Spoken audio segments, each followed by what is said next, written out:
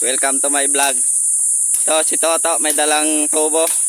Papunta kami ngayon doon sa bundok ng Santa Ana.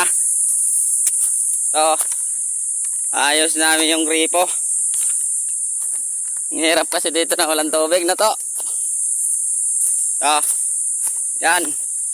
Ito yung tinatawag nilang bundok ng Romblon, San Agustin.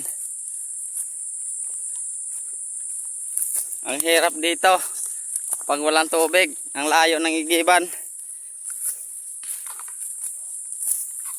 Kaya sa gustong tumulong dyan guys para magkaroon ng tubig dito,